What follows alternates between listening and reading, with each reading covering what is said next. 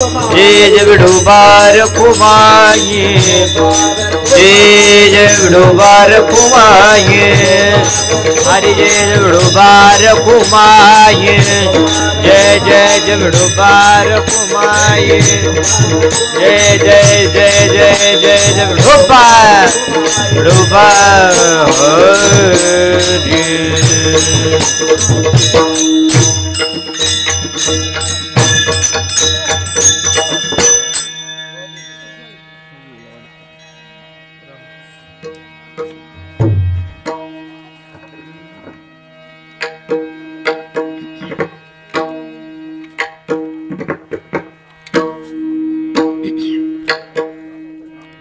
हरि हरि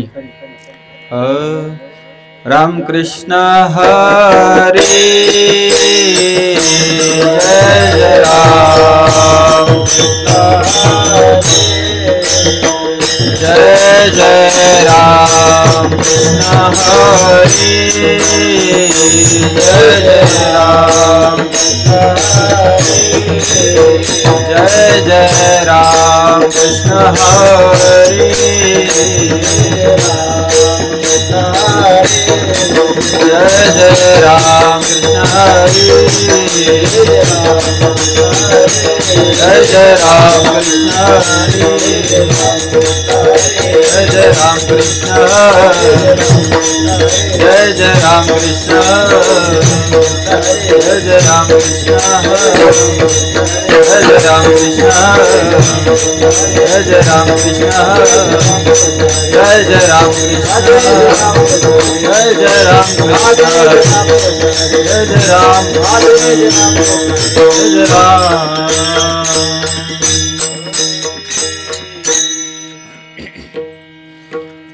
रूप पाहता लोचने सुख झाले हो साजने, झाले हो साजने सुख झाले हो साजने,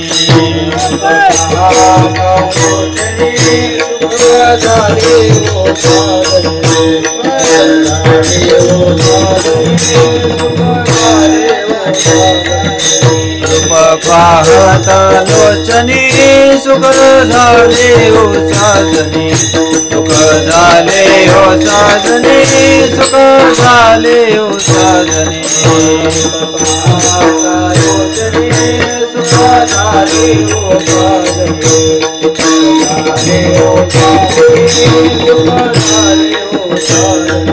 तुहा विठ्ठल बरवा, तुहा माधव बरवा, तुहा माधव बरवा, तुहा माधव बरवा,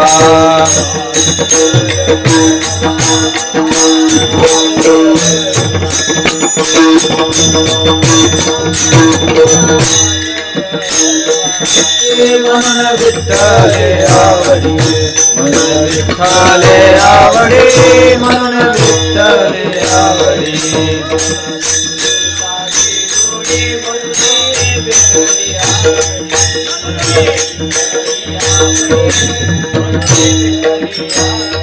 तुहा विठ्ठल बरवा, तुहा माधव बरवा, तुहा माधव बरवा,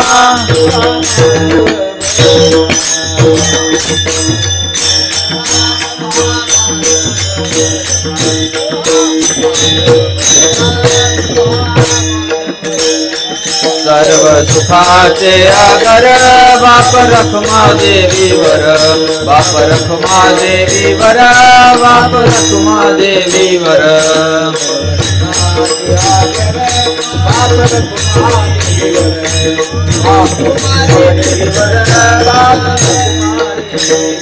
तुहा विठ्ठल बरवा, तुहा माधव बरवा, तुहा माधव बरवा, तुहा माधव बरवा,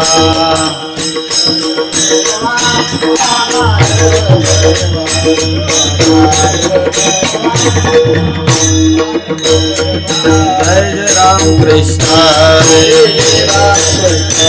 जय जय राम कृष्ण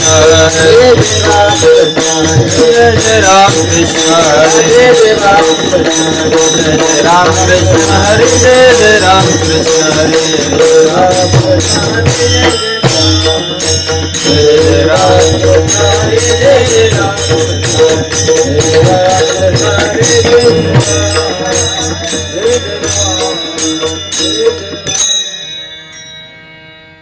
निरंजनी आम्ही बांधियले घर निरंजनी आम्ही बांधियले घर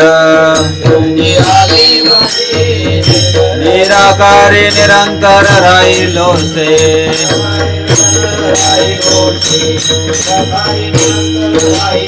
निराभासी पूर्ण झालो समरस निराभासी पूर्ण झालो समरस अखंड ऐक्यास पावलो आम्ही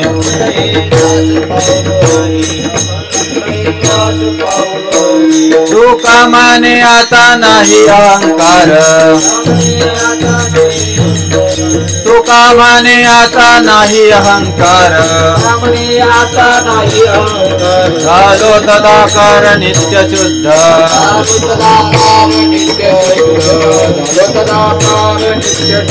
निराभासी समरस निराभासी पूर्ण झालो समरस अखंड ऐक्यास पावलो आम्ही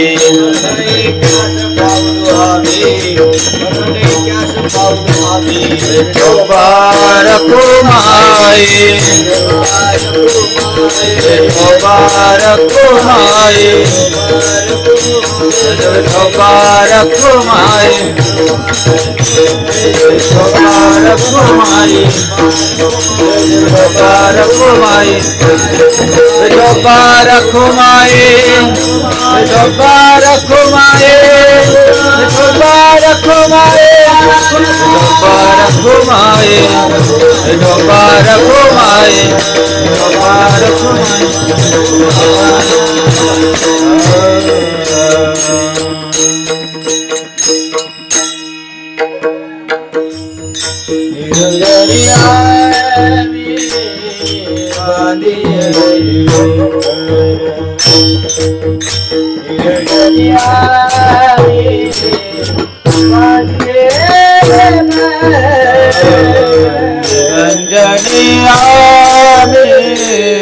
बांधियले घर निरंजनी बांधियले घर निराकारी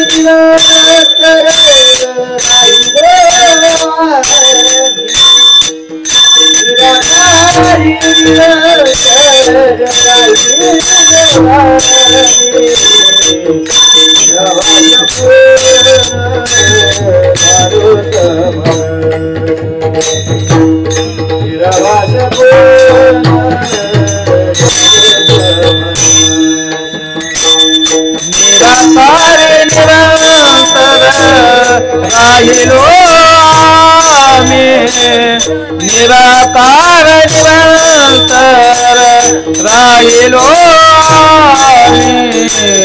निराभास पूर्ण झालो समरस निराकाश पूर्ण झालो समरस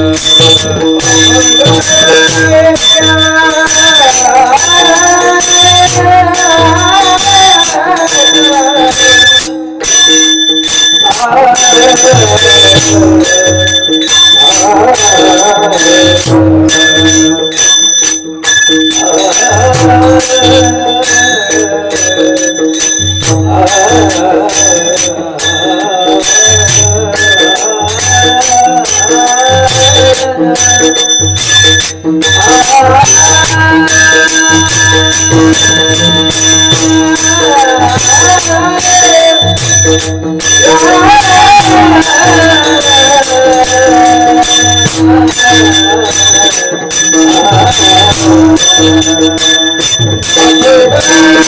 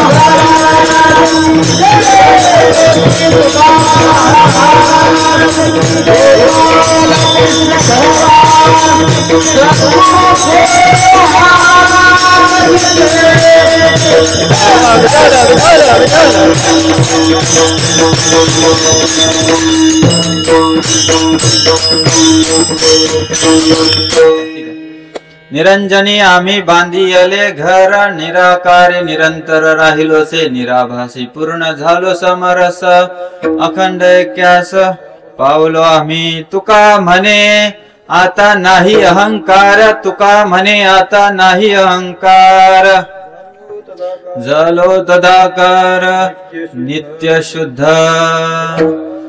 महायोग पीठे तटे भीमरथ्या, वरम पुंडरीकाय दान्तु मुनीन्द्रे समागत्य तिष्ठं दानंद कंदं परब्रह्मलिंगं भजे पांडुरंगं।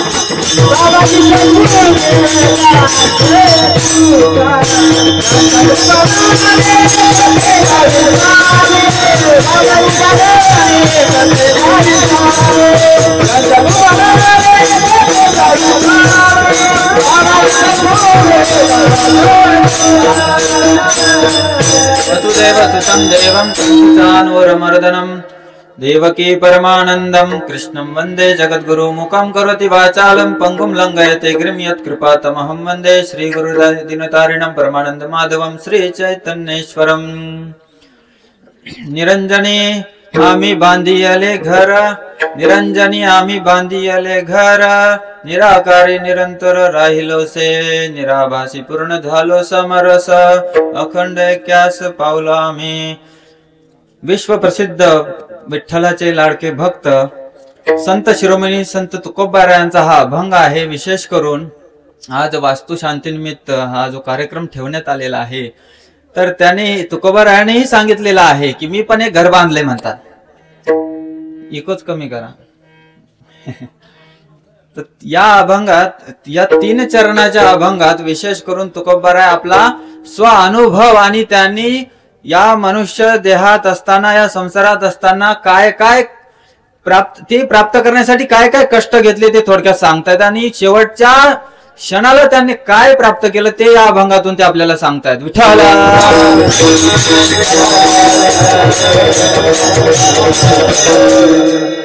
तर आजचा हा जो कार्यक्रम वास्तुशांती निमित्त ठेवण्यात आलेला आहे पापरी खंडाळी, बरोबर, तर या गावामध्ये तर आमचे परमस्नेही बालाजी डोंगरे प्रभू, आम्ही खरं तर त्यांना भक्तावतार प्रभू म्हणतो।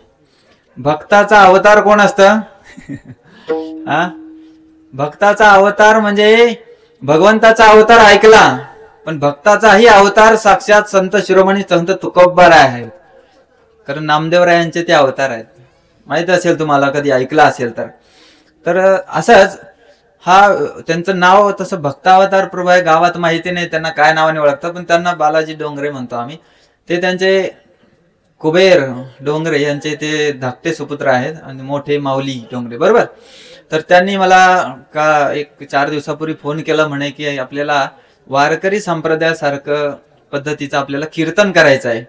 खरं तर 7 वाजता प्रवचन पण होतं, इस्कॉनचे महाराज येणार होते, पण त्यांच्या काही शारीरिक थोडीशी अस्वस्थता झाल्यामुळे त्यांचं कॅन्सल झालं आणि आपला हा कार्यक्रम आपल्या वेळेत 9चा टाइम दिला होता, थोडे कार्यक्रम लेट झालाय, 9:30 सुरू झाला आणि थोडं घाई गडबडीतच। तर एक थोडासा छोटा परिहार, तर सोबत माझे जे हे महाराज आहेत, हरिभक्तीपरायण सचिन महाराज कुंभार, विश्वमाऊली आध्यात्मिक वारकरी शिक्षण संस्थेचे संस्थापक आहेत दिघांची, आणि खरं पाहिलं तर माझे गुरुजी तेच आहेत। त्यांनीच मला शिकवलंय। आणि बाजूला आपले हरिभक्तीपरायण अभिजित महाराज आणि महाराजांचं नाव सोमनाथ महाराज, एकदम छान असा मृदंग वादन करतात, आणि सोबत इथे उभे असलेले सर्व टाळकरी मंडळ, आणि त्यापेक्षाही महत्वाचे तुम्ही सर्वजण, तुम्ही नसल्यावर ऐकवायचं कोणाला, आहे की नाही? तर प्रत्येकाचे मी इथे आभार मानतो। खरं पाहता फार अवघड असं दिवस आहेत सध्या, म्हणजे काही राजकारण वगैरे वाईट नाहीये, पण थंडीचे दिवस आहेत। या थंडीच्या दिवसात प्रत्येकाला घरात बसू वाटतंय, आणि त्यांना आता हे कीर्तन पद्धती आजकाल असंच होणार आहे की नाही? म्हणजे सकाळचा काकडा तर बंद झालाच असं वाटतंय, गावात होत असेल तर सुदैव आहे। आणि बऱ्याच गावात आम्ही पाहतो काकडा वगैरे, कडकडीची थंडी असल्यामुळे काकडा बंद झालेला आहे। विठ्ठल विठ्ठल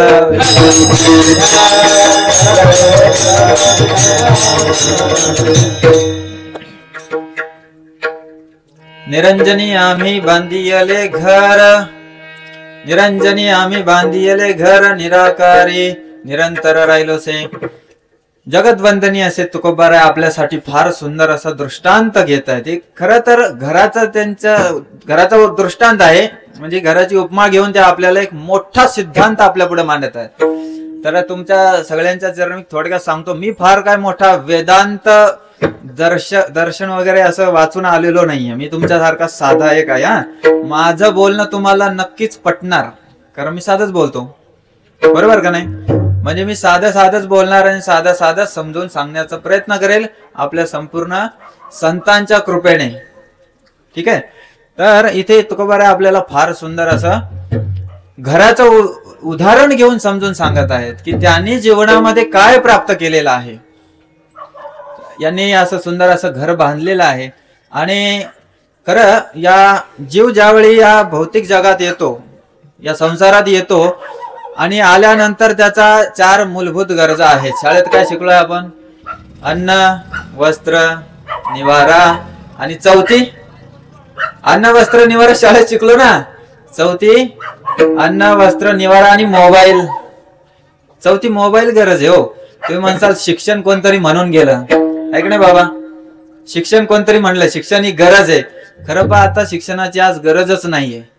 आता आम्हाला तुमच्या गावचा पत्ता माहित नव्हता ना, आम्ही कोणाला विचारलं, मोबाईलात टाकलं, त्यांनी पाठवलं, तसं पळालो. म्हणलं चुकीच्या गावात पोहोचलो तर आपलं कल्याणच आहे. विठाला विठाला.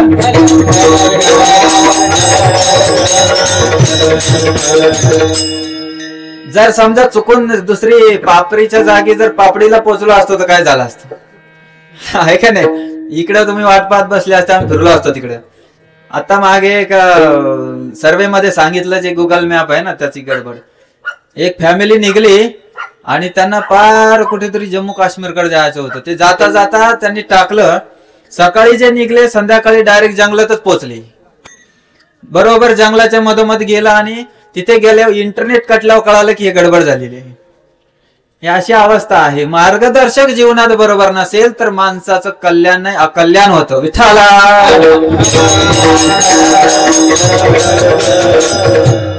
तर तुकोबारायांसारखे आपल्याला मार्गदर्शक भेटलेले की या मनुष्य जीवनाचं कल्याण करायचं जर असेल तर तुम्ही माझे शब्द ऐका, तुकोबाराय ओरडू सांगतात, आहे की नाही?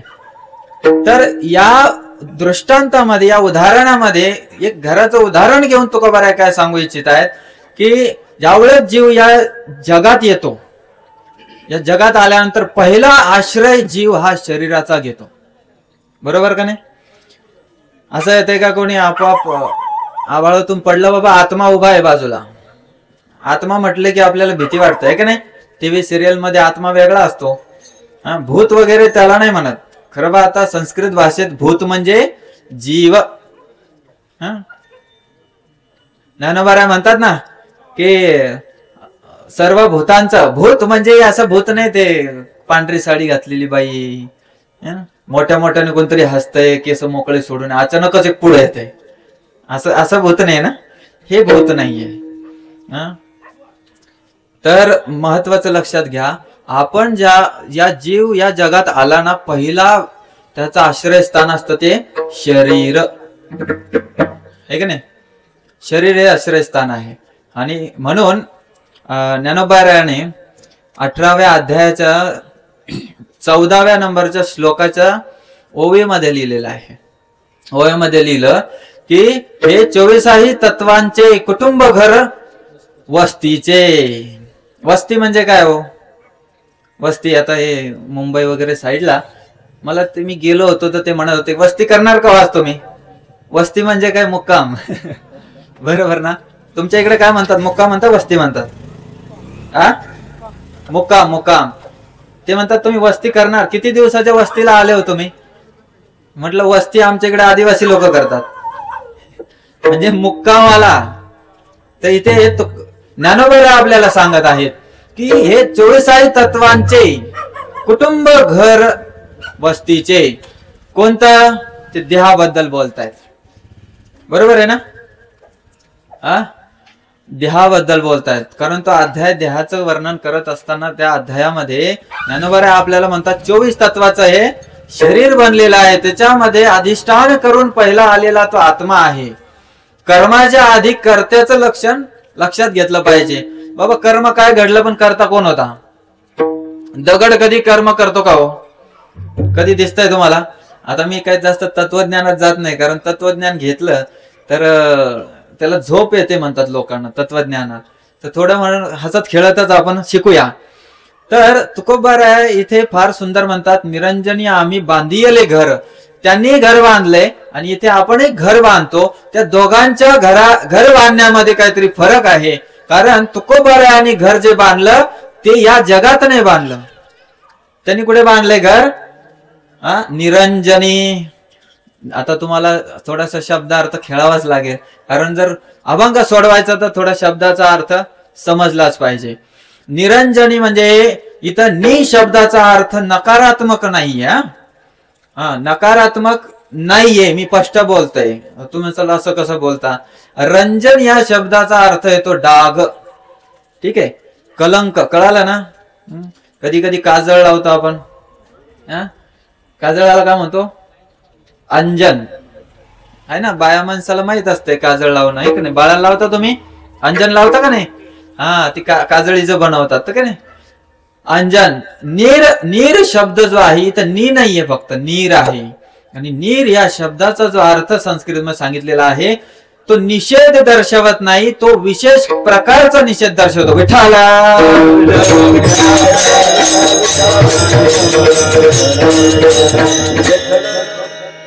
मला सांगा, विशेष प्रकारचा काय निषेध दर्शवतो?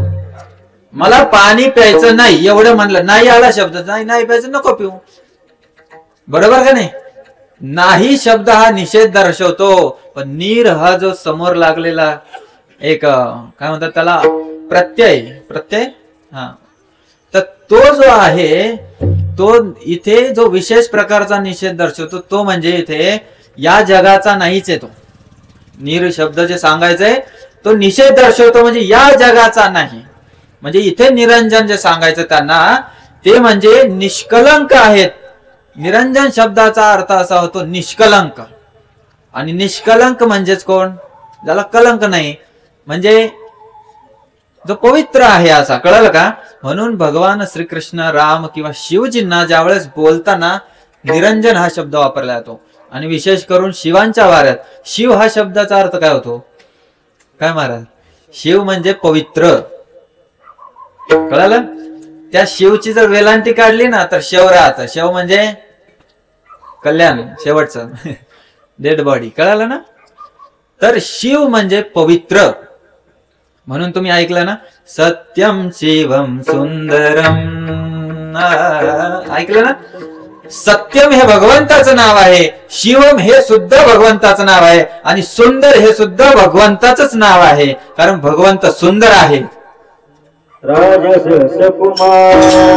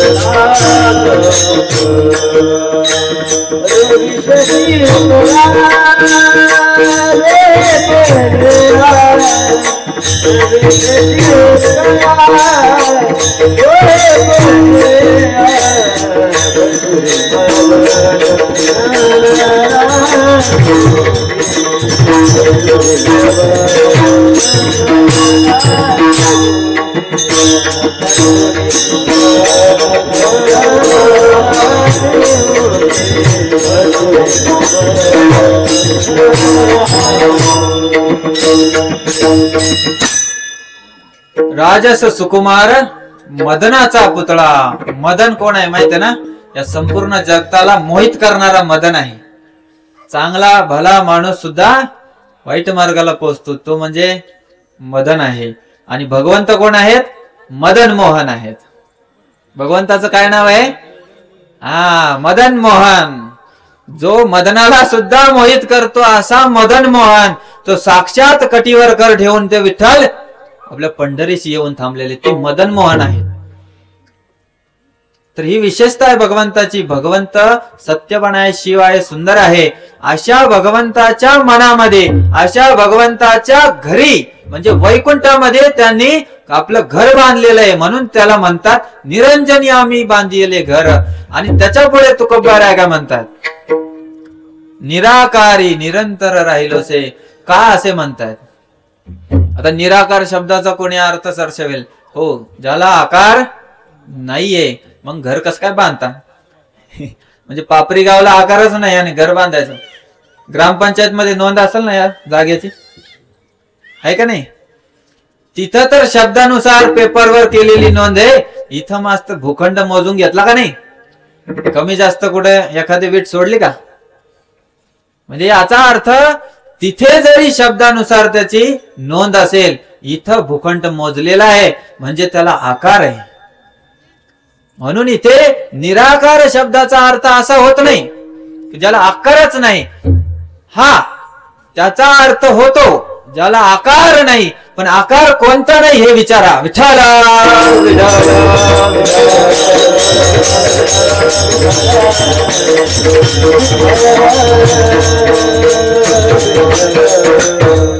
निराकार शब्दाचा अर्थ तो होतो ज्याला भौतिक आकार नाही. कळालं? संस्कृत मध्ये स्पष्ट म्हटलेलं आहे, निराकार शब्दाचा अर्थ होतो ज्याला भौतिक आकार नाही. निर्गते आकारात इति निराकार, ज्याच्यामधून सर्व आकार निर्माण झाले त्याला म्हणतात निराकार. मला सांगा, माझ्या बापाला आकार आहे, त्यांना आकार होता म्हणून मला आकार आलाय ना? त्यांना आकार नाही. जन्माल बाळ आलं म्हणतं आई पप्पा आहेत का? हो बाळा, ते दिसतात, ते बाजूला उभे दिसतात का? दाखवतात का नाही तुम्ही? बाळा पप्पा म्हण, पप्पा आहे ना? ते बघ ते पप्पा म्हणायला लागला. विठाला विठाला.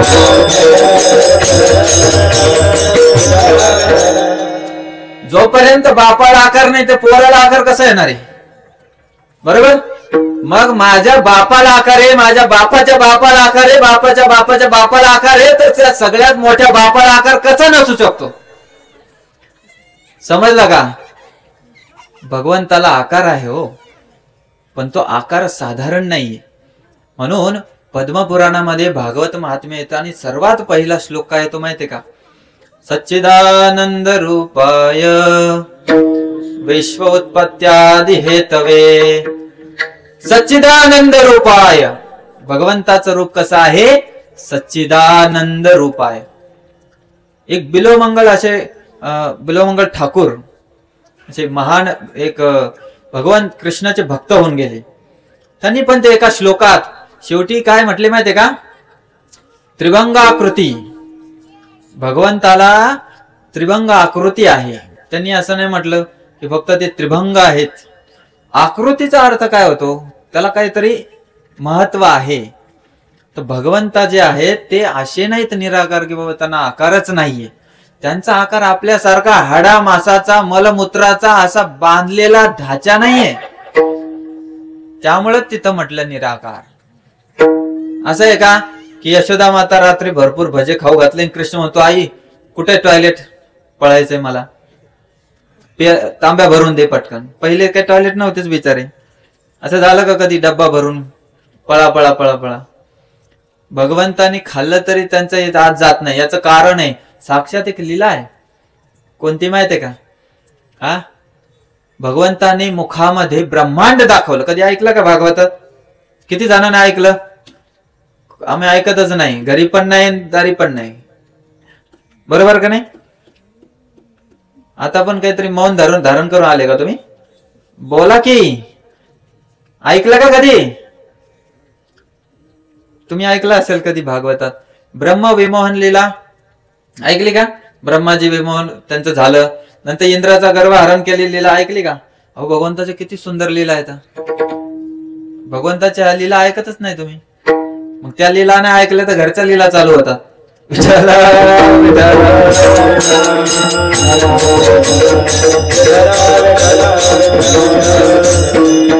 या लीलेचं नाव आहे मृद भक्षण लीला.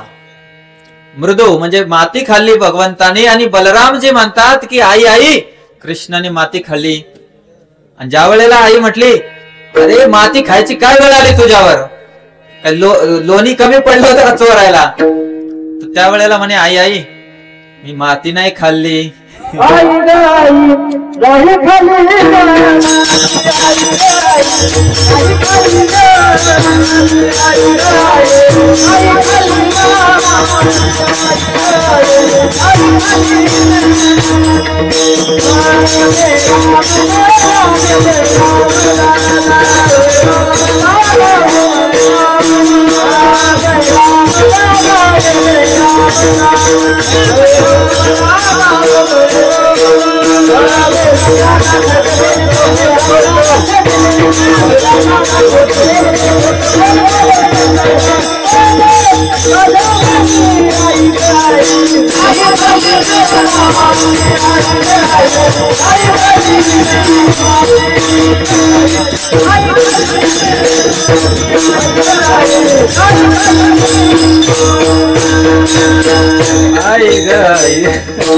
किती सुंदर लीला आहे. जसं लहान बाळ ज्या वेळेला घरात असं बोबडं बोलतंय ना, असं वाटतं की बाप रे, त्याच्या मुखातून काहीतरी फुलच पडायला लागले. एका घरी गेलतो मी. जसा घरात प्रवेश झाला, अर्धा तास त्या पोराचं सांगत होते ती, आमच्या माधवने हे केलं, आमचा माधव कालच सकाळी उठला ना टीव्हीकडे पाहत होता, त्याच्यात काय दिसलं म्हणे, हनुमानजी दिसले. आमचा राघव हसला. विठ्ठल म्हणलं की हसतो तो. आमचा राघव असा, आमचा राघव तसा, माधव असा, केशव असं, तेच सांगायला लागले ते. मी म्हणलं मी आलोय तर पाणी नाही विचारलं मला. अरे आल्याला थोडं पाणी तरी द्या. आता सोफा होता टाकलेला, तर मग मी बसलो तिथे जाऊन. म्हणजे आपल्या या जगात लहान बाळाचं इतकं कौतुक आहे. त्या यशोदा मातेला अखंड संपूर्ण ब्रह्मांडाचा नायक ज्यावेळेस त्यांच्या उदरी आला, किती आनंद होत असेल. कारण भगवंत सुखाचे आगर आहेत. काय आहेत? सुखाचे आगर आहेत भगवंत. भगवंताचं जे शरीर आहे ना, ते पूर्णपणे आनंदाचा आगर आहे. म्हणून त्यांना म्हटले सच्चित आनंद. मी तेवढं सांगत होतो, त्यांना आकार आहे, पण तो आपल्यासारखा हाडामासाचा मलमूत्राचा नाहीये. ही बॅग बांधलेली आपली वेगळी आहे. जर पाहायचं असेल तर सकाळी सकाळी उठल्या यायचं. मग माणूस किती सुंदर आहे ते पण कळतंय. विशेष करून जर खरोखर पोरगी सुंदर आहे का नाही बघायचं असेल तर सकाळी सकाळी तिच्या तर दूध घ्यायला जा आणि तिला मग येऊ द्या बाहेर. तसंच उदाहरण, आपण किती सुंदर आहे आपल्याला सकाळीच कळतंय. झोपतून उठल्यावर लाळ गळाली का काय झालंय. आपलं शरीर हे काय फार सुंदर नाही आहे. पण मी म्हणत नाही आहे की काही करूच नका, बिना आंघोळीचे राहू नका बरं का. हिवाळा असला तरी आंघोळ करायची. आपलं शरीर हे सच्चिदानंद स्वरूप नाहीये, कारण आपण शरीरच नाही. आपण कोण आहे? भगवंताचा अंश आत्मा आहोत, आणि तो आत्मा सच्चिदानंद स्वरूप आहे. म्हणून तर मी सांगितलं की ज्ञानोबा म्हणतात जो देही आहे, देही म्हणजे देहामध्ये बसलेला. आता ती कार उभी आहे माझी तिथं, आहे का नाही? माग नका बघू, आहे, कोण नाही नेली. ती कार चालत आली ना, चालणाऱ्याला काय म्हणतात तुम्हाला? सजीव ना, सजीव. जिवंत म्हणतात का नाही चालणाऱ्याला? कार चालत आली तर सजीव होती का निर्जीव होती? अहो येताना तर सजीव होती, आल्यावर मेली ती, बरोबर का नाही? म्हणजे ती सजीव नाहीये, ती निर्जीवच आहे. तिच्या आत कोणतरी सजीव बसला होता. विठ्ठल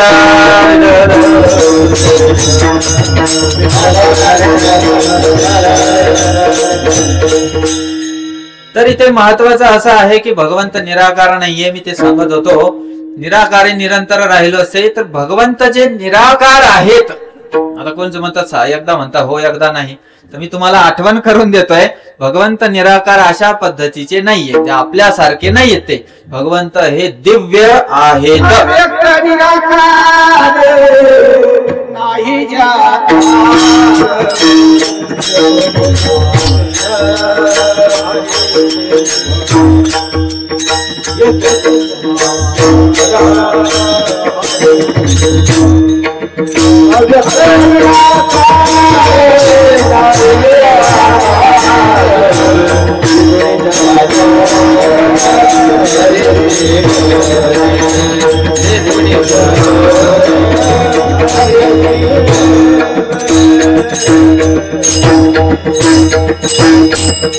अव्यक्त निराकार नाही जाकर सुंदर प्रमाण दिलंय त्यांनी. इथे सांगून जातो जाता जाता, अव्यक्त याचा अर्थ असतो जो डोळ्यांनी दिसत नाही. याचा अर्थ हा नाही की तो असतच नाही, तो असतो, पण तो साध्या डोळ्यांनी कसा काय पाहू शकता तुम्ही? आपले डोळे एक्सरे सुद्धा पाहू शकत नाही. किती लोकांनी एक्सरे पाहिला हो? हा, पाहिला का एक्सरे? एक्सरे म्हणजे मशीन नाही म्हणत आहे मी, ते एक्सरे जे निर्माण होतात ते. हा, एक्सरे नाही पाहिला आपण, मग कसं काय भगवंत पाहू शकतो? म्हणून ते अव्यक्त आहेत, जे प्रकट नसतात समोर, त्यांना प्रकट करावं लागतंय. आणि त्यासाठी लागते ती साधना. तुकोबारायांसारखी, ज्ञानोबारायांसारखी, सावतामाळींसारखी अशा महान महान संतांनी जे केलं ते आपल्याला करायचं आहे. म्हणून संत मंडळी आपल्याला काय शिकवतात है ना? अर्भकाचे हाती पंते धरिली पाठी. म्हणजे संत आपल्याला काय करतात? शिकवतात. तैसे संत जगी क्रिया करुणी. हा, ते क्रिया करून दाखवतात. त्यांनी जे केलं ते आपल्याला करायचं असतं. म्हणून तुकोबारायांनी जे घर बांधलं ते या जगात नाही बांधलं. पण आता या जगात आता साधारणतः आपण विचार केला ना, बघा व्यक्तीची, आता या जीव या जगात आला ना, त्याचं पहिली गरज जी आहे अन्न वस्त्र निवाऱ्यामध्ये, तर सुरुवात अन्न तर सांगितलं, वस्त्र सांगितले, कपडे है ना झाकायला, नंतर निवारा. बघा स्थिरता जीवाला घरामुळेच प्राप्त होते. बघा लग्न झाल्या व्यक्तीला पहिलं काय काम असतं हो? त्याच्या मनात काय येतं? आता माझं 3 तारखेला झाले, मागच्या म्हणून सांगतोय, मागच्या नाही, मागच्या 1 महिना झाला. आता माझी धावपळ चालली आहे की पंढरीत कुठे जागा मिळते का? है का नाही?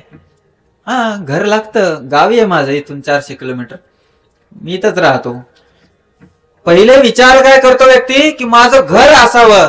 आणि घर असलं म्हणजे काय? त्याचा एकच विचार असतो, तो म्हणजे स्थिरतेचा.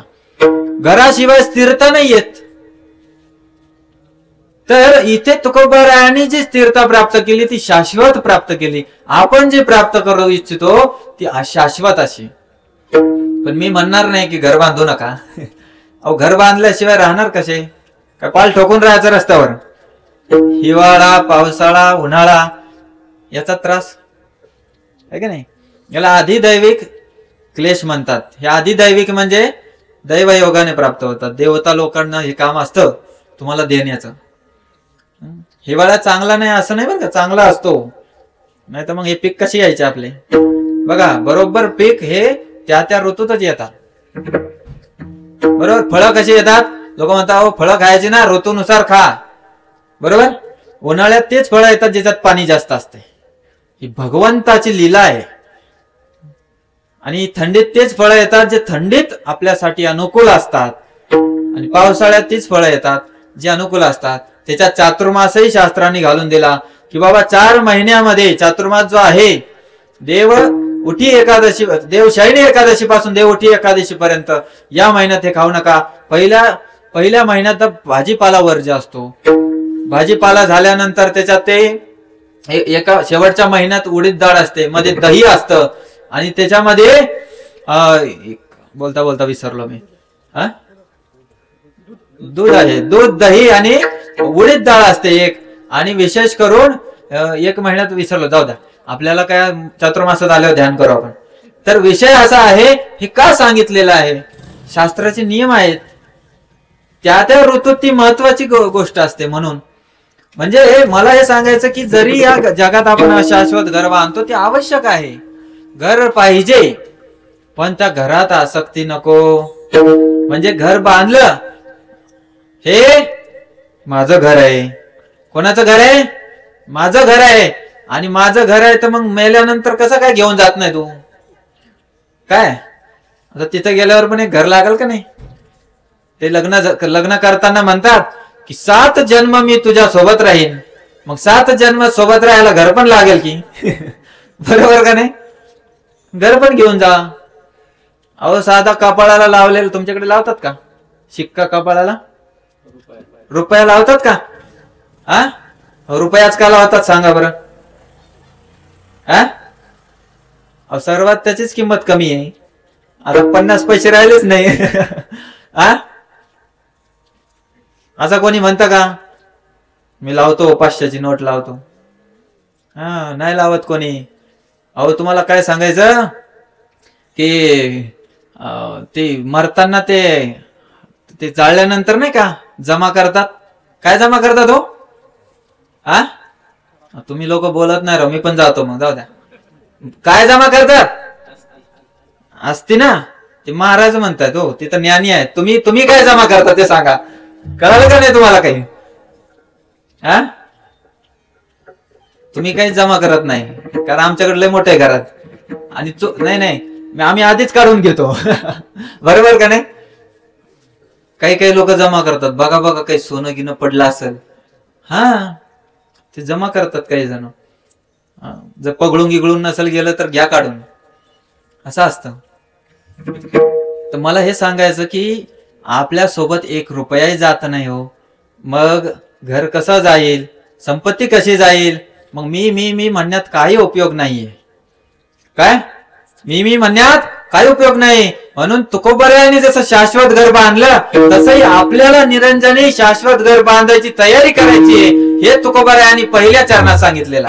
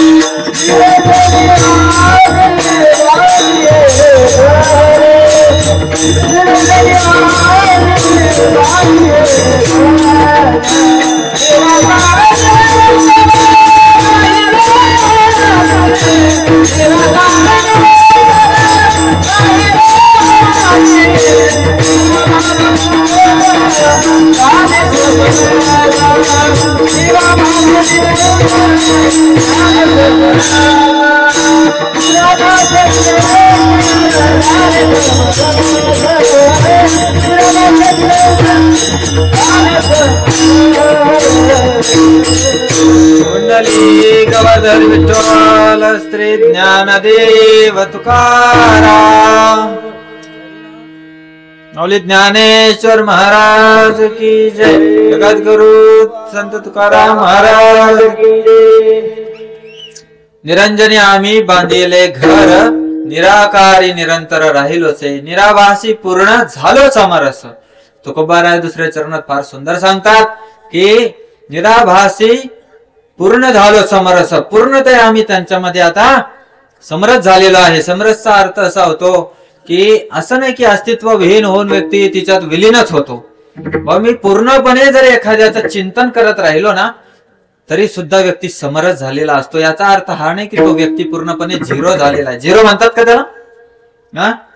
हा समरस, सम शब्दाचा समान आहे, कळलं ना? सम या शब्दाचा अर्थ समान होतो, समान. अरे आपण गावात म्हणतो ना, पोरगा ते काय म्हणतात ना, बापाचा जोडा लेकाला आला की म्हणतात बापाने पूर्ण कारभार दिला पाहिजे म्हणतात ना, है ना? पोरगा काय बापासारखाच दिसतो, काय म्हणतात? काय म्हणतात? पोरगा बापासारखा दिसतो, पोरगा बाप हे असं म्हणले का ते? मग आपण काय म्हणतो? देवासारखाच दिसतो हो माणूस, देवासारखा दिसतो, तो देव नाहीये. त्याचा सन्मान मात्र देवासारखा केला पाहिजे आपण. देव त्याची संत, संत त्याची. याचा अर्थ हा नाही की आता उद्यापासून विठोबाला घराबाहेर काढा आणि त्यांचे लाडके प्रिय संत त्यांचीच पूजा करा, नाही तर ते रागावतील ना. मग तुम्हाला वाटतं का की तुकोबारायांची रोज पूजा करायला विठ्ठलाला सोडून दिलं, आवडेल का त्यांना? दोघांना सोबत धरून करा, बरोबर? काही असे तुम्हाला सांगतो, मी ज्यावेळेस जातो तर ते म्हणतात का हो आम्ही फक्त विठ्ठलाची पूजा केली चालेल का, म्हणजे कृष्णाची फक्त? म्हणलं रुक्मिणीला काय तुम्हाला विटाळ आहे काय? रुक्मिणीचा विटाळ आहे काय? रुक्मिणी शिवाय ती परमिशन नाही दिली तिने घराच्या बाहेर यायचं, तर विठ्ठल येईल का तुमच्या इथं? बरोबर का नाही? तर कधीच भगवंताची एकटी पूजा नाही होत. एकटा जर तुम्ही पूजा करत असाल, याचा अर्थ तुम्ही भगवंताला मान्य नाही केलं. भगवंताला माझ्या तराजूत बसून मी भगवंताला स्वीकारतो, भगवंतानुसार मी नाही चालत. म्हणून भगवंताला कधीही आपण स्वीकारतो किंवा पूजन अर्चन करतो त्यावेळी समजून घ्यायचं त्यांची नित्यसिद्ध आल्हादिनी शक्ती त्यांच्या सोबत असली पाहिजे. मग ती राम अवतारात सीता रूपात असो किंवा विठ्ठल असताना रुक्मिणी असो, कृष्णासोबत राधा असेल आणि नारायणासोबत कोण, ती तर पाठ असली पाहिजे आपल्या, नाही तर मग अवघड आहे आपलं. आणि कुटुंब कसं चालल काय लक्ष्मीजी.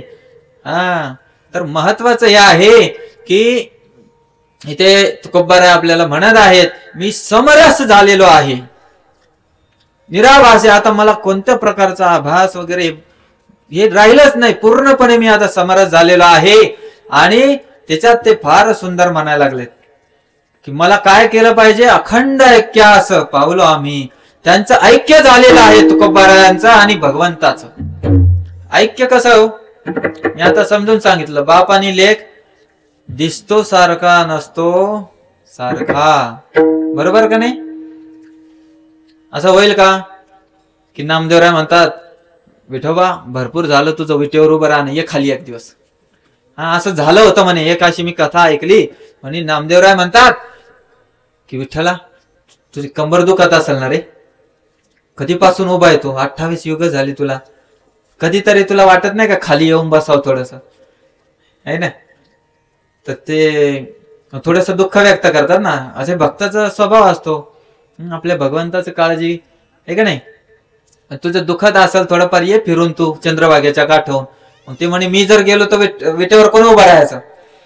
म्हणजे ठीक आहे मी उभा राहतो ना, जे येतील दर्शनार्थी तू सांग काय करायचं, म्हणजे तुझा काय प्रोग्राम असतो ते समजून सांगितलं मी करतो काय करायचं ते. म्हणजे काय नाही, ते आले की नुसतं उभं राहायचं, बोलायचं, बोलला की गडबड आणि कळणार ना लोकांना. आणि ठीक आहे चाल आजच्या दिवस तुझी सुट्टी, रातचा रविवारचा दिवस. मग गेले विठ्ठल खाली आले आणि गेले म्हणे चंद्रभागेवर. आणि तो नामदेव उभे राहिले तर ते त्यांचं काम चालू झालं. आता लोकांनी कुठे तोंड पाहिलं होतं कोणी उभं, कारण लोक येतात तर बिचारे पहिले चरण बघतात का नाही. किती लोक डायरेक्ट जाऊन थांबा थांबा, पुजारी लोक म्हणतात अहो महाराज आलेत पापरी गावचे, पडू द्या पाया. तिथं धरू धरू फेकतात बाजूला. पहिला माणूस म्हणतो एकदा चरणाला हात लावून घेऊ दे, मग बाकीचं नंतर लांबून बघू. मग लोक चालले. अशा पद्धतीने नामदेवरायांना अनुभव आलेला आहे की भगवंताचं काम साधारण नाहीये. पण याचा अर्थ हा नाही की नामदेवरायच भगवंत झाले. असं झालं का? काम झालं उतरले खाली आणि नंतर ते थकून ते पायाला लोक लयच खतरनाक आहेत बरं का.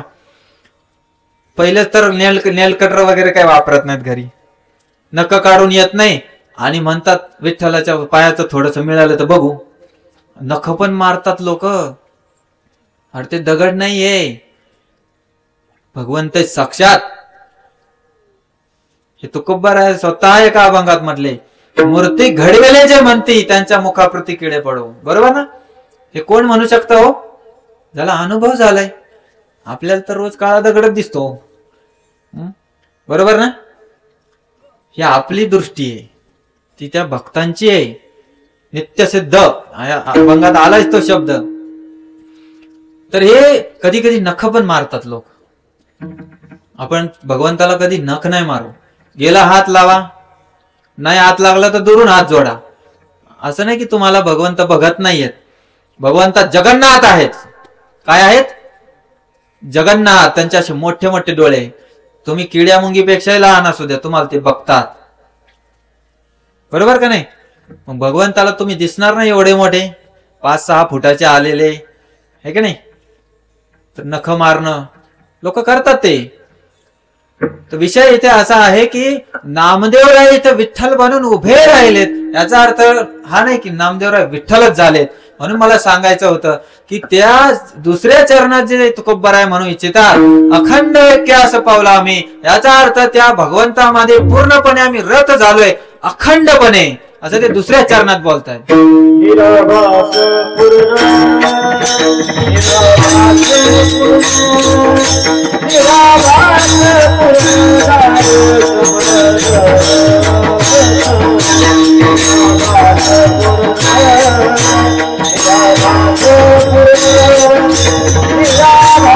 Thank you.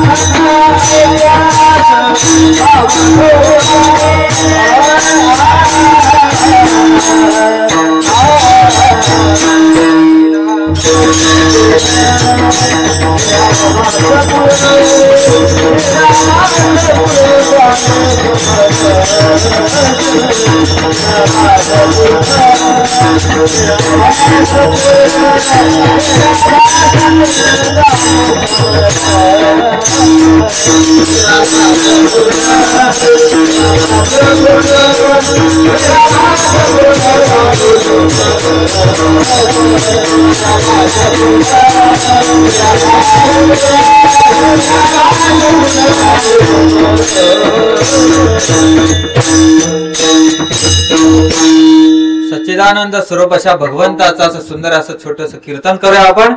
नाम कीर्तन. विठोबा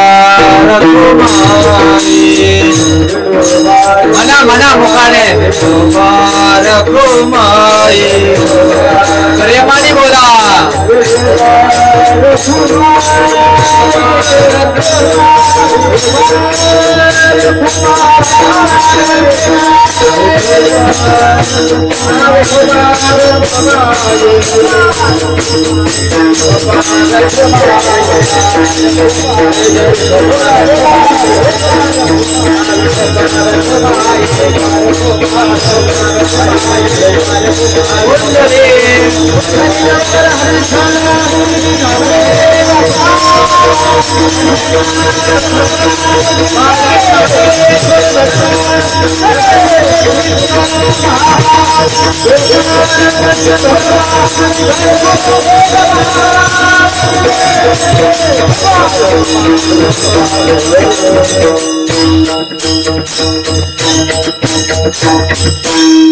निरंजनी आम्ही बांधियले घर, निरंजनी आम्ही बांधियले घर, निराकारी निरंतर राहिलोसे निरावासी पूर्ण झालो समरस अखंड एक्यास पावला मी. या 3 चरणाच्या अभंगामध्ये सर्वात प्रथम जे घर बांधलेलं होतं तुकोबाराय आणि निरंजनी, त्याच्यात मी 2 उदाहरणं सांगू इच्छितो. जे वारकरी संप्रदायाचे एक विशेष महान संत सद्गुरु जोग महाराज, स्वानंद सुखनिवासी सद्गुरु जोग महाराजांनी जे काही घर बांधलं, त्या घरामध्ये आज असे महान महान भक्त मंडळी हे भाविक भक्त कसे शिकून मोठे होतात ते पण बघा. बघा संत जे कार्य करतात ना ते साधारण करतच नाहीत, कारण ते ना साधा विचारच करू शकत नाहीत.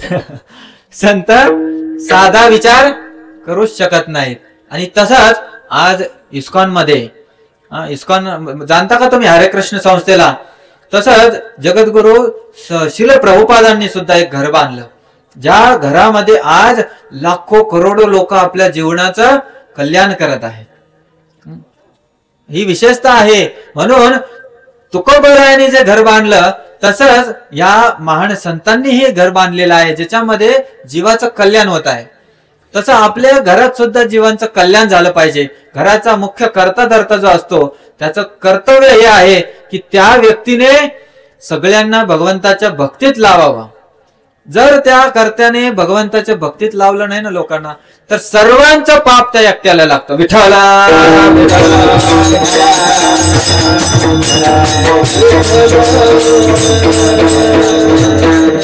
झालं. आता कीर्तन हे समारोपाकडे आलेलं आहे. थोडंसं दम धरा, थोडा दम धरा, म्हणजे तुम्हाला शेवटचा सार कळेल, हे का नाही. झालं, एकच चरण राहिले सोडवायचं, बाकी नंतर मग ब्लँकेट तुमची वाटच पाहत आहे. बरोबर का नाही. किती जणांची तर ब्लँकेट आहे, हातवर करा बघा. लाजता तो खरं बोलायला. तुम्हाला भगवंताची शपथ आहे, हातवर करा. आता बघा चला, काहीतरी भक्त आहेत माग 2-3 बाकीचे भक्त भगवंताचं नाव घेतल्यावर असं जर म्हणलं असं तुम्हाला तुमच्या बायकोची शपथ आहे तर मग चाललं असतं का. भगवंताची शपथ घेतल्यावर तर आपण जग सोडायला तयार झालं पाहिजे, आहे का नाही.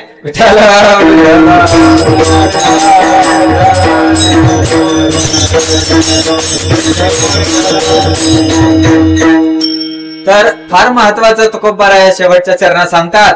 तुका म्हणे आता नाही अहंकार. काही जण जे नाही नाही म्हणत होते, त्याच्यासाठी मी उदाहरण निर्माण केलं की नाही, जे मध्ये हात नाही वर केले ना ते अहंकारी आहेत. मी कसा हातवार करू, बरोबर का नाही. महाराज तुम्हाला बोलायचं ते बोला, पण मी हात नाही वर करणार. आता मी काय धरून नाही वर करणार, टेन्शन नका घेऊ. बरोबर का नाही. जाऊ द्या, नाही तर मला गावाच्या बाहेर जाऊ देच नाही ते अहंकारी म्हटलं. विषय काय आहे, तुकोबाराय ते आपल्याला फार सुंदर वर्णन करून सांगत आहेत की तुका म्हणे आता नाही अहंकार. त्याचं परिणाम काय आहे तर तुकोबाराय पुढे म्हणतात, झालो तदाकार, झालो तदाकार नित्य शुद्ध. या नित्य शुद्ध शब्दाला घेऊन थोडं पुढचं 10-15 मिनिट बोलणार आहे मी. नित्य शुद्ध बनायचं आहे का तुम्हाला? जाऊ द्या, असेच अशुद्ध राहू द्या, कशाला टेन्शन घेताय, आहे का नाही? बघा, शुद्ध झाल्याशिवाय वैकुंठात प्रवेश नाही. तिथलं एकच तिकीट आहे, शुद्धता. मग ती कोणती शुद्धता? शारीरिक शुद्धता तर रोजच आहे. मले निर्मोचनम पुंसा जलस्नानम दिने दिने. रोज आंघोळीचं पाणी वगैरे घेतल्यावर तर आंघोळ होतेच, होते का नाही? मळ सगळा जातोच आहे. पण कधी पाहिलं का मनाचं साबण? शरीराचं साबण आहे, लक्स, डेटॉल, लाईक बॉय, अजून काय काय असतं ना, पियर्स वगैरे. पण याचं आतलं साबण नाही हो कोणाकडे. मनाचं साबण कोणाकडे नाहीये. त्याच्यासाठी जे साबण आहे ना, ते आहे भगवंताच्या भक्तांचा संग, साधू संतांचा संग. हे सर्वात मोठं साबण आहे, याच्यापेक्षा मोठं कोणतं साबण नाही. म्हणून संत समागम हा फार महत्वाचा आहे ना. म्हणून म्हटलेला एक अभंग आहे तुकोबारायांचा, म्हणतात, संत समागम एखादी परी व्हावे त्याचे दारी, कुत्रा बनून राहा म्हणतात, कुत्रा बनून. अजून काय, कुत्र्याला किंमत नसते हो. बघा, गाईला किंमत आहे, म्हशीला मावशी म्हणतात, गाईला माता म्हणतात, म्हणतात का नाही? शेळीला आत्या म्हणतात. तुमच्याकडे म्हणतात का? आमच्याकडे म्हणतात. बाकी कोणता प्राणी असतो का घरात? एक असते ना मावशी, वाघाची मावशी. मांजर, मांजरीला मावशीचं स्थान दिलं. कधी कुत्र्याला म्हणले का, कुत्रे दादा थांबा चपाती टाकतो मी? कुत्र्याला किंमत नसते. दारात उभा राहिलं तर आतून जळतं लाकूड येते. ते बिचारा आता आलं, त्याला माहित नव्हतं की मारणार आहे, बरोबर ना? आणि बघा, त्याचा आदर सत्कारही फार सुंदर असतो. हळे हळे बरोबर. हाड हाड आहे कधी काय भयंकर आहे. माणसाला करा बरं, हाड म्हटलं तर ते म्हणा भाऊ कुत्र्यागत मला घेतोय. म्हणजे ज्या प्राण्याचं घरामध्ये काहीही स्थान नसतं, समाजात त्याला, म्हणजे कधी कधी म्हणतात ना, याला कुत्र्यासारखं हाणाव. म्हणजे याचा अर्थ काय आहे? त्याची किंमत नाहीये. ते बनून राहण्याची इच्छा तुकोबाराय करतात.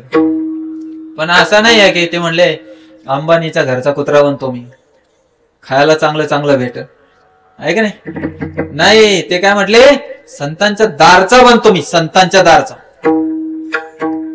मग त्याने ते संतांना तो पाहिलं का कधी? तुकोबाराय एवढे करोडपती होते त्यावेळेला, माहितीये ना? लखपती नव्हते ते, त्यावेळेसचे करोडपती होते. काही साधारण नव्हते. अशा संतांच्या इथे पण ते कालांतराने आपलं धन संपत्ती दान करतात. आता कोणाच्या इथं काहीच नसतं खायला कधी कधी. जे खरे भक्त असतात त्यांच्या इथे संपत्ती जास्त राहत नाही. तुम्ही बघा समाजात तुम्ही बघा, श्रीमंत लोक कमी भक्त आहेत, बरोबर का नाही? वारकरी जे चालत येतात ना, मैलो चालत येणारे वारकरी सगळे श्रीमंत नसतात, पण ते मनाने श्रीमंत असतात, भावाने श्रीमंत असतात. पंढरीचा वारकरी आहे का नाही? होईना भिकारी. मी दुसरं म्हणणार होतो, जाऊ द्या, चांगलं सांगितलं. होईना भिकारी, पंढरीचा वारकरी. तो कोणाचा भिकारी होतोय? आपल्याला भीक मागणं तर फार असं खालच्या स्तराचं वाटतं. पण तो महत्वाचं हे सांगायचं आहे की भगवंताचा जो भक्त असतो तो फार श्रीमंतच असावा असा नाही, त्याच्या इथं खायला चांगले चांगले पदार्थ असावेत असं नाही, तरी सुद्धा त्याच्या द्वाराचा कुत्रा बनेल असं तुकोबाराय इच्छा करतायत, बरोबर का नाही? मग आपल्याला काय इच्छा करायला पाहिजे? पण तशी इच्छा यायला सुद्धा, किंवा तुकोबारायांसारखं चांगलं असं स्थान मिळवण्यासाठी भगवंता धामामध्ये त्याला नित्य शुद्ध व्हावं लागतं. शुद्ध झाल्याशिवाय आपल्याला एंट्री नाही. कारण तिथं गेल्यानंतर वैकुंठात पहिला शब्द विचारणार आहे, किती कीर्तन ऐकले, किती गीता भागवत ज्ञानेश्वरी गाथा वाचली, किती वाऱ्या केल्या पंढरीच्या, ते नाही विचारणार किती संपत्तीचा मालक आहे तू, असं विचारणार आहे. किती मान सन्मान मिळाला, किती पक्षाच्या निवडणुका लढवल्या, बरोबर का नाही? ते कोणीच नाही विचारणार. त्याला पहिले स्कॅनर मशीन कळतं का तुम्हाला? विठ्ठलात दर्शनाला गेले का? असं एक मशीन लावलेलं असतं, त्याच्यातून गेले की टुई टुई टुई टुई आवाज येतो का? हा, आपण तिथं उभं राहिल्याच असं दिसतंय. काम 70% बाबा, अजून क्रोध 30% अजून, थांबा. हा, हे दिसलं हे तर मी लय जास्त सांगितलं, कारण ते माझं आहे. पण तुमचं गेल्यानंतर म्हणणार काम 0.5%, अजून आहे 0.5% आहे, क्रोध 1% आहे, चला रिटर्न मारा. आपल्याला खाली पाठवणार परत. तिथे 0.00001% सुद्धा चालत नाही, माहिती आहे? म्हणून इथे म्हटलेले तुकोबार आहे नित्य शुद्ध.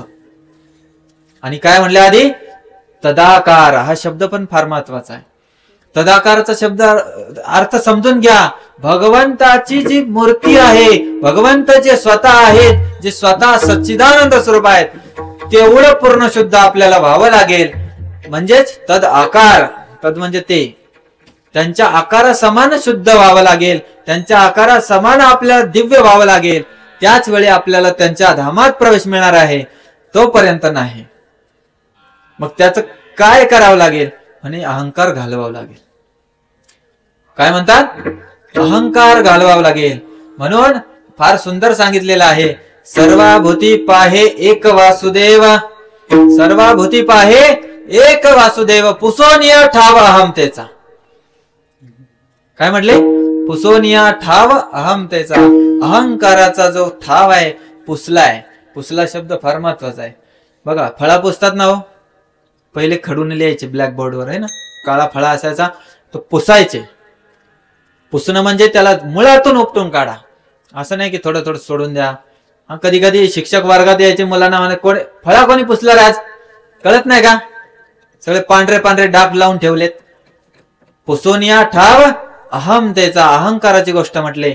आणि त्यामुळे तो त्या अभंगात फार सुंदर म्हटलेला आहे. पुढे ते म्हणतात की तोची संत साधू संत ओळखावा निका. काय म्हणले? तोच साधू संत. निका, निकाचा अर्थ आहे उत्तम, है ना? तोची साधू संत ओळखावा निका, ऐरते ऐका मायाबद्ध. बाकी सगळे मायाबद्ध आहेत म्हणे. कारण भगवंताची एक शक्ती आहे, तिला बहिरंगा शक्ती म्हणतात. तिचं नाव आहे माया. आपली पत्नी नाही आहे मायावती. मायावती नाही आहे ती. माया अशी आहे की ती दिसत नाही पण असते. कळलं का? ती सगळं असं काम करून जाते की कळतच नाही. आणि मग चांगले चांगले वरचे खाली येतात, माहिती का? कधी कधी लोक म्हणतात ना, ते म्हणतात की विश्वामित्राला पण कुत्रा करून घेऊन गेलाय आम्ही. ते मायेचा प्रकार आहे. तुम्हाला सांगतो, सौभरी मुनी यमुनेच्या डोहात बसून, बघा यमुना साधारण नाही आहे, भगवंताची आहे, प्रिय. तिच्या डोहात बसून ते तपस्या करत होते. आणि मायेने असं घेरलं. त्याचं कारण त्यांनी गरुडाप्रती अपराध केला आणि त्यांनी पूर्ण हजारो वर्ष पाण्याच्या आत जाऊन तपस्या करणारे सौभरी म्हणून जसे बाहेर आले ना, कारण वैष्णवाप्रती अपराध केला, गेमच झाला. जसे बाहेर आले, त्यांना एक राजाकडे गेला, म्हणे मला लग्न करायचं. मला सांगा, इंद्रियावर विजय मिळवलेला व्यक्ती आणि तो लग्न करायचं, ते म्हणे आता या साधूला मी म्हणतो नाही तर हे शाप देतील, हाय नाही ते सगळं गुल होऊन जाईल. त्यापेक्षा बाबा या 50 पोरी येतात माझ्या, बघा कोणती, मग सगळ्या पाहिजे. 50 पोरीशी लग्न केलं त्याने, सगळ्याच्या सगळ्या. हे असतो वैष्णवाप्रती केलेला अपराध. म्हणून चुकू नाही, देवाच्या नादाला लागा पण देव भक्तांच्या लागू नका. चुकू नाही वैष्णवांचा अपराध करायचा नाही. कळालं का? भक्तांचा अपराध कधी करायचा नाही. एक वेळ भगवंत म्हणतात, मला शिव्या दिल्या तरी चालतील, मी करतो सहन, कारण जग सगळं शिव्याच देते देवाला. 50% जग तर नसते की, आहे का? मान्य आहे का नाही? हो का नाही? बोला हो. जेवले नाही का तुम्ही अजून? अहो नास्तिक नसतं तर इथं जागा पुरली असते का बसायला? साधी गोष्ट आहे. तुम्ही म्हणता 50% तर मग थोडी जास्त जागा भरलेली पाहिजे होती ना. तर त्याच्यात पण ना काही जण खिचडी बघतायत. कोणते भक्त आहे तो? खिचडी. कोणी खंडोबाचे आहेत तर विठोबाला मानत नाही, कोणी म्हसोबाचे आहेत ते खंडोबाकडे येत नाहीत, आणि जे देवीचे आहे तर ते दुसऱ्याच्या इकडे जात नाहीत, आणि कोणी कोणाचंच नाहीये ते स्वभक्त आहेत. ते म्हणतात मीच देव आहे, कशाला जाऊ तिथं. असे पण आहेत काय काय. तर 50% किती राहिले मग? 5-10% राहिले विठोबाचे भक्त. त्यामुळे ते एवढेच दिसत आहेत. विठ्ठला विठ्ठला.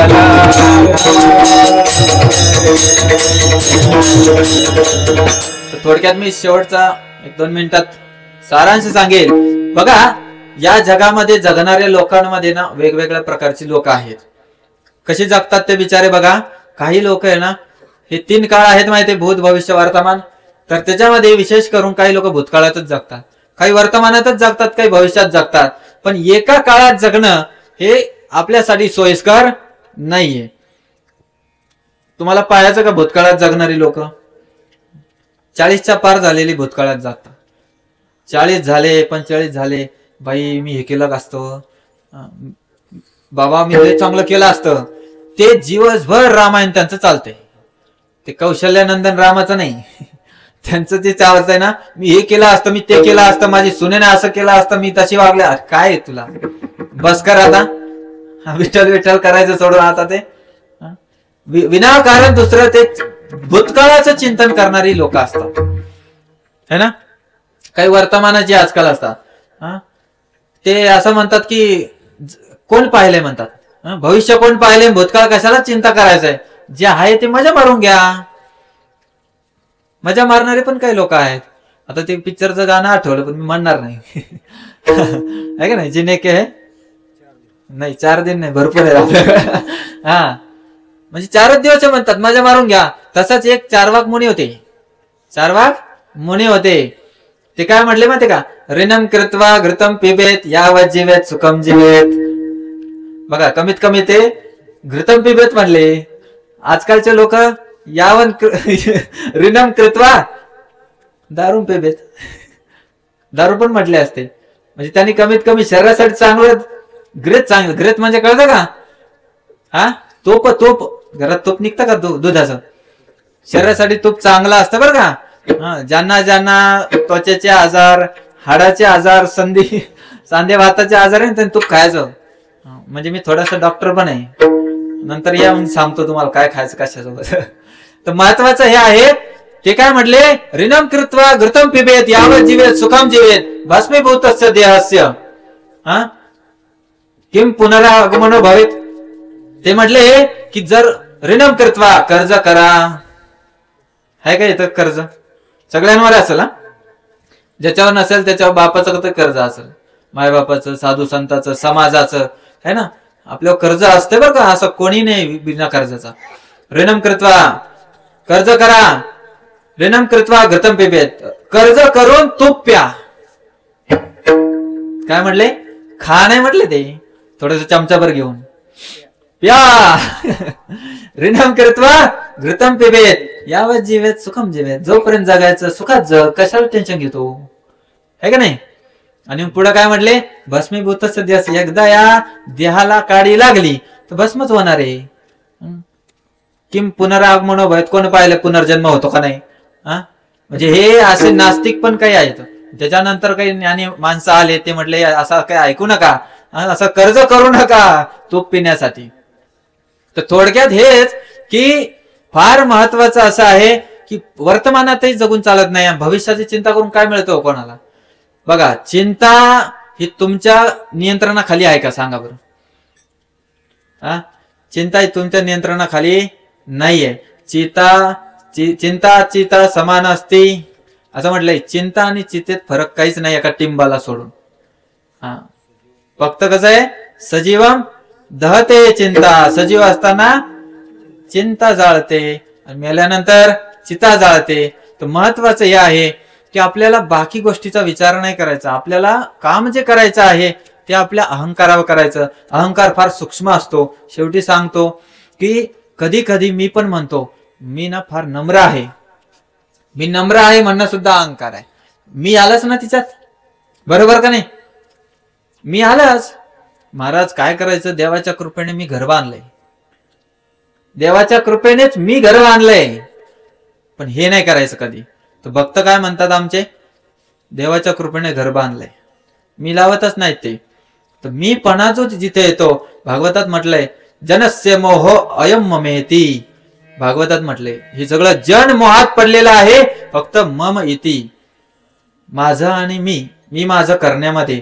तुकोबारायांनी सर्वात शेवटी जे सांगितलेलं आहे तो सारांश असा की तुम्हाला जर घर बांधायचं आहे, ते या घरात तुम्ही आता बांधले, त्या घरात भगवंताची पूजा अर्चना करून सगळ्या परिवारासहित भगवंताच्या धामात जा आणि तिथे आपलं खरोखर भगवंतच घर बांधणार आहेत. अशा प्रकारची अवस्था तुम्ही प्राप्त करा. विठ्ठला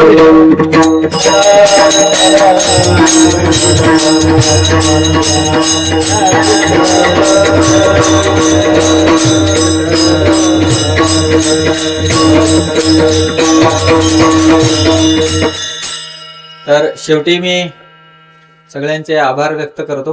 तुम्ही बराच वेळ तंगून बसलात, थंडीचे दिवस आहेत आणि बऱ्याच लोकांना मी बघत होतो, कारण माझा कॅमेरा मोठा आहे, इथून तुमचा छोटा असेल, मला बघत असाल तर मी पाहतोय कोणाचे डोळे लागतायत, कोणाची मान पडत आहे, कोणाची कंबर दुखत आहे की नाही. तर मग काही जण ध्यानपूर्वक बघत पण आहेत, म्हणजे ते ऐकतात का नाही ते नाही माहिती, बघत तरी आहेत माझ्याकडं. आणि काही जण ऐकत पण असतील. तर तुम्ही या पूर्ण आजच्या या कीर्तनातून काही घेऊ न घेऊ, फक्त एक गोष्ट घेऊन जा की भगवंताचं नामस्मरण सतत करा. तुम्ही कोणत्याही परिस्थितीत असू द्या, चपात्या लाटताना म्हणा विठ्ठल, हे का नाही, उठल्याना विठ्ठल, झोपताना विठ्ठल, चालताना विठ्ठल, शिव्या देताना पण विठ्ठल म्हणा, काय वाद नाही है ना. जर शिव्या द्यायच्या ना, तू काळी बांधरी काय काय बोलायचं असेल बोला, म्हणायचं काळा विठ्ठल आहे का नाही. भगवंताला चालतं जसं प्रेमाने. थोडस भगवंताचं नामस्मरण केल्याने तुम्हाला चालता बोलता त्याचा लाभ मिळेल. अहो भगवंताचं नाव एक घेतल्याने पण जगातून कल्याण होत. एवढं भगवंताचं नाव महत्वाचं आहे. चालता बोलता भगवंताचं नाव घ्या आणि चुकूनही, माझं शेवटचं तुमच्यासाठी उपदेशपर अभंग असो नसो, पण मला एक उपदेश देणं आवडतंय की चुकूनही मांसाहार करू नका. ठीक आहे, मांसाहार सोडा. ज्यांनी सोडलेला नसेल त्यांनी सोडा, आणि जे करत नाहीत त्यांचा तर विषयच नाहीये. पण विशेष करून माता भगिनींना मी सांगत असतो, कारण बघा जर तुम्ही मांसाहार केला तर पुढची येणारी संतती ही संत नसेल, ती सगळी रावणासारखी असेल. मग आमचं वाईट होतो. कीर्तनाला कोण बोलवायचं नाही तुम्ही गेल्यावर बरोबर का नाही. तर कसं आहे, आपल्याला देशाची काळजी आहे, मोठी देशाची सेवा आहे. तर सगळ्यांनी नामस्मरण करा, काही नियम पालन करा, भगवंताची प्रेम करा, आणि अशा पद्धतीने शेवटी मी इथे कीर्तनाला पूर्ण विराम देतो.